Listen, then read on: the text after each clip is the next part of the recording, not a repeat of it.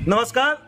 चंद्रपुरा प्रखंड के अंतर्गत संचालित तेलो के अंतर्गत श्रीमान आप देख रहे हैं प्राथमिक स्वास्थ्य केंद्र। आपका यहाँ स्वागत करेंगे। राज्य सरकार यह बात कहती है कि आप किसी भी जिले में रहते हैं, जिस भी राज्य के अंतर्गत, वहां आपको समुचित व्यवस्था देंगे। उन्हीं समुचित व्यवस्थाओं के अंतर्गत जो सबसे बड़ी बात है, आपको स्वास्थ्य का सुविधा देंगे।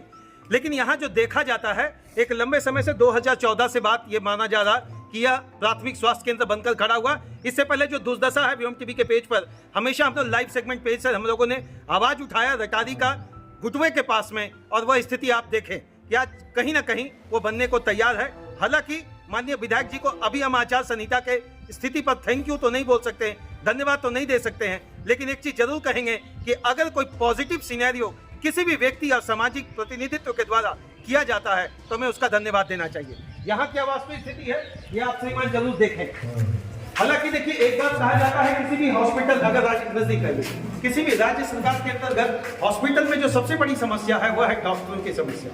हॉस्पिटल तो बना दिया जाता है, हॉस्पिटल जिस तरीके से बनता है वह करोड़ों की लागत से बनता है। मैंने पहले भी इस बात को अनेक अपने चैनल के माध्यम से अनेक लाइव सेगमेंट और नॉन लाइव सेगमेंट पेज में बात उठाया है कि श्रीमान, एक प्राइवेट हॉस्पिटल जो क्लिनिक रहता है, पॉली क्लिनिक रहता है, वो आके रिसर्च सेंटर बन जाता है। मेरी बात जरा ध्यान से सुनेंगे। एक पॉली क्लिनिक आकर रिसर्च सेंटर बन जाता है, और जो बड़ा हॉस्पिटल होता है, जिसका हम नाम तो किसी का नहीं ले सकते, लेकिन उसकी हालत बद से बदतर हो जाती है। हम इस हॉस्पिटल का अभी बात आपके पास केवल रख रहे हैं, क्या वास्तविक स्थिति है और क्या होना चाहिए। यहाँ के ग्रामीण बताएंगे, यहाँ के परिवार में हैं वो बताएंगे, यहाँ समुचित व्यवस्थाएं क्या है वो बताएंगे। हॉस्पिटल में दवा मिलता है कि नहीं मिलता है, अगर दवा नहीं मिलता है तो श्रीमान इतना बड़ा भवन क्यों, अगर पैथोलॉजी का फैसिलिटी नहीं है तो इतना बड़ा भवन क्यों, अगर यहाँ पर डॉक्टर की साप्ताहिक की व्यवस्था के अंतर्गत संचालित होना है तो श्रीमान यमराज महोदय से एक मेरा निवेदन होगा, श्रीमान यमराज महोदय जरूर इस बात को ध्यान रखिएगा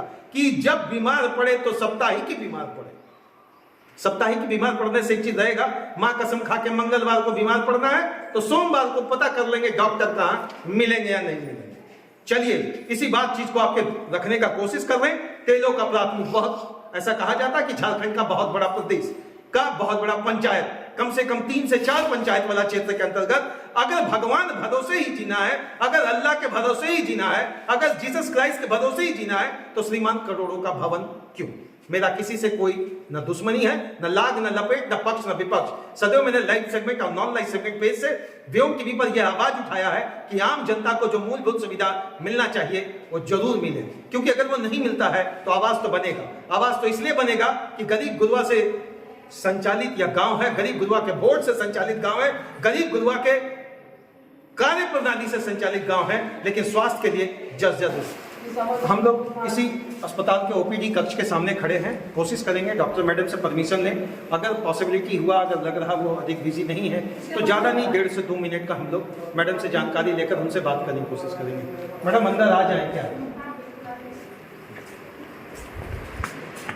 मैडम थोड़ा सा समय लेंगे, ज़्यादा नहीं है, आप लोग व्यस्तता में। कौन सा जगह पे हैं हम लोग? सीएससी तेलो में है मैडम। यहाँ सीएससी बोल रहे हैं, पीएससी तेलो में है।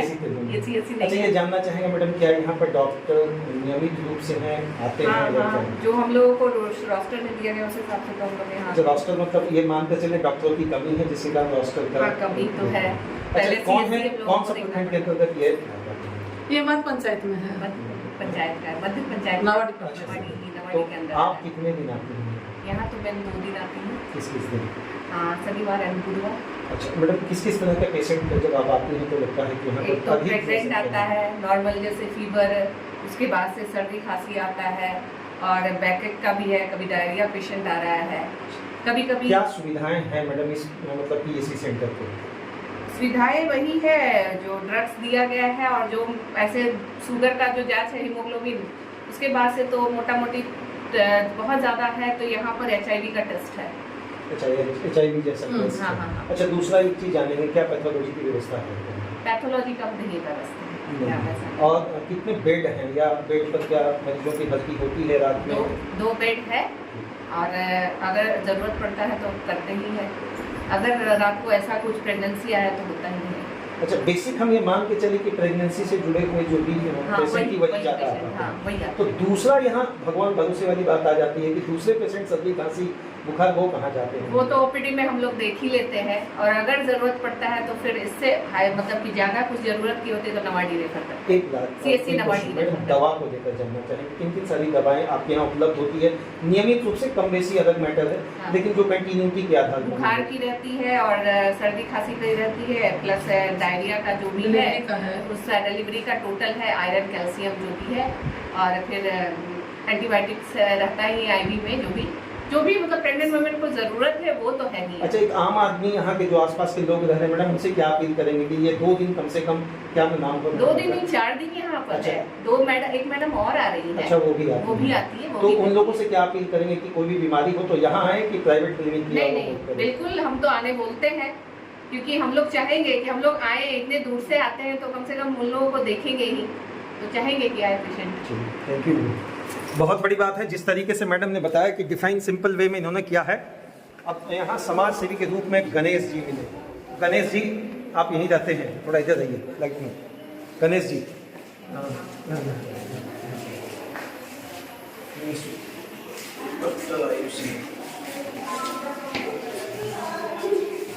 क्या नाम है आपका? कोई बदमान जी है जो हमेशा स्टेशन में बवाल पर मचाते रहते हैं यहाँ पर। हम सामाजिक आदमी, समाज में काम करने के लिए पीछे नहीं है।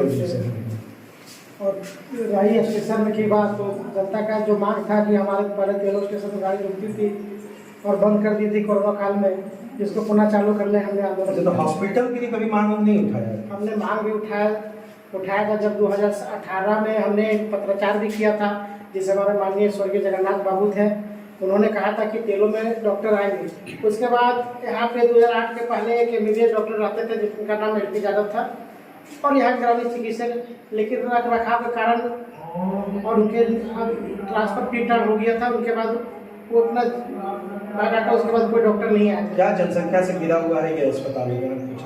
जनसंख्या तो काफ़ी है। तेलों में 3 पंचायत आता है, करीब 18,000 की वोट, मतलब रखिए ना कि 25,000 की आबादी है, और आबादी के कारण लेकिन यहाँ के लोग हमारे चंद्रपुरा और ग्रामीण चिकित्सक के भरोसे ही ज़्यादा। मतलब प्राइवेट हॉस्पिटल खुल जाए तो बढ़िया माल कमा लेगा, है ना?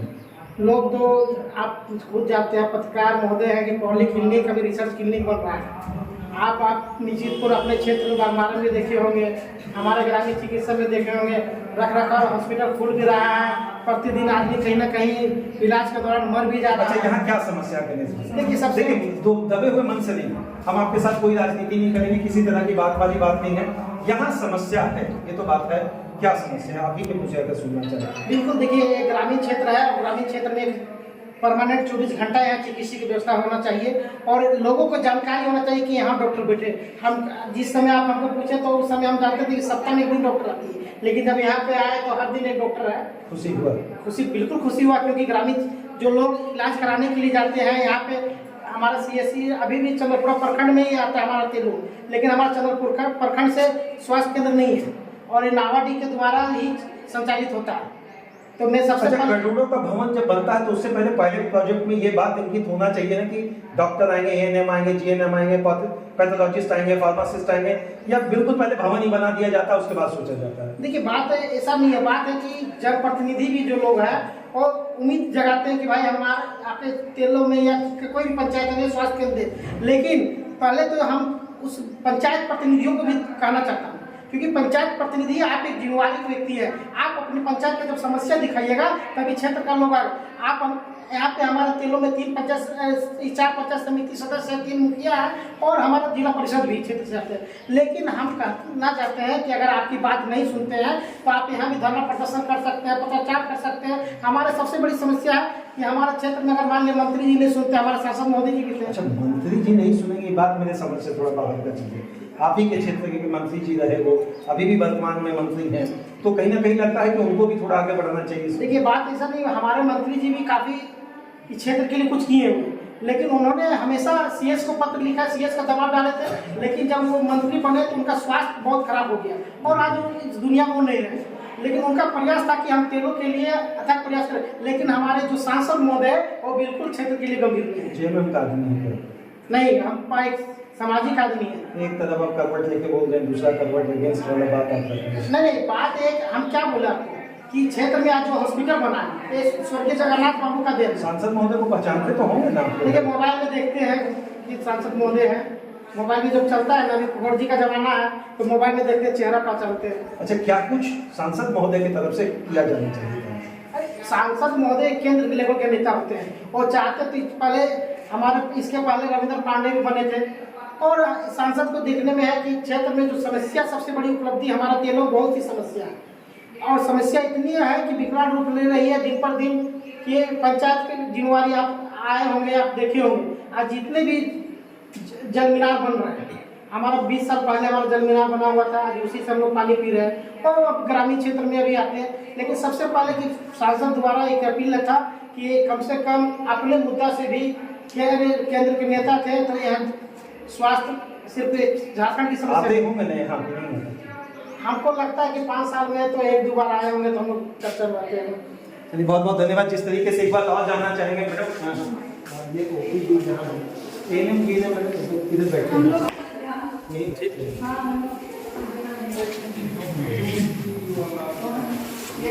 एक हॉस्पिटल, खासकर सरकारी हॉस्पिटल की जब आप बात करेंगे तो एक बात दिमाग में जान लीजिए, एएनएम और जीएनएम दो ऐसा शब्द है जो वाकई में वहाँ के हर घर से जुड़े होते हैं, हर महिला से जुड़े होते हैं और कहीं ना कहीं उनका योगदान सर्वोपरि होता है।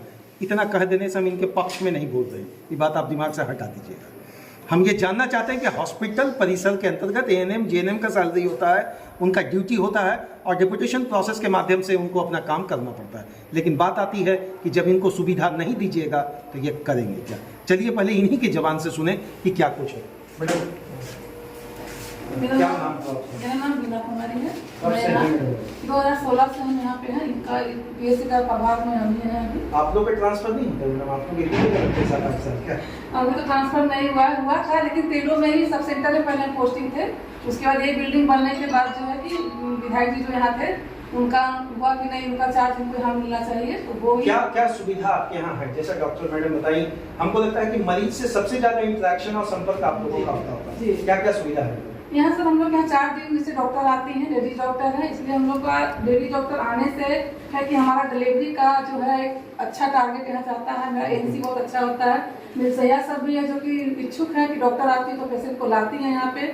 और स्टाफ भी मेरे यहाँ भी आया है, एक जीएनएम आई है, 2 मेरा सफाई कर्मचारी हैं, एक लैब टेक्नीशियन है, एक गार्ड है, कर्मचारी है मेरा अभी। आप मैडम यहीं पर रहती हैं? हाँ, हम यहीं क्वार्टर 24 घंटा मुझे लगता है कि उपस्थित कीजिए। 24 घंटा मेरा उपस्थित। अच्छा, एक आपसे दिल से पूछे, मान लीजिए आप एक पेशेंट है और आप यहाँ देखिए, क्योंकि अब नौकरी में तो हो सकता है कि बोलने में विडम्बना हो, क्या कुछ यहाँ और चाहिए आपको कि और बेहतर इलाज लोगों तक पहुँचा पाए? हम लोग का जिस तरह का यहाँ इतना बड़ा क्षेत्र है, क्योंकि 32,000 का जनसंख्या में हम लोग काम करते हैं तेलों में, तरंगा तक हम लोग देखते हैं, 4 पंचायत को हम लोग कवर करते हैं। और रात अक्सर डिलीवरी हम लोग को रात में ही पेशेंट आता है। सही है, मेरी रात में ही फोन करती थी, हम पेशेंट लेकर के आ गए। तो एक एम्बुलेंस हमारा हॉस्पिटल में हमेशा होना चाहिए। इस चीज नहीं सर, हॉस्पिटल के लिए नहीं है। 108 हम लोग कॉल करते हैं तो कभी गाड़ी बिजी है, कभी कुछ है, पेशेंट को अपना गाड़ी से आना पड़ता है हम लोग को।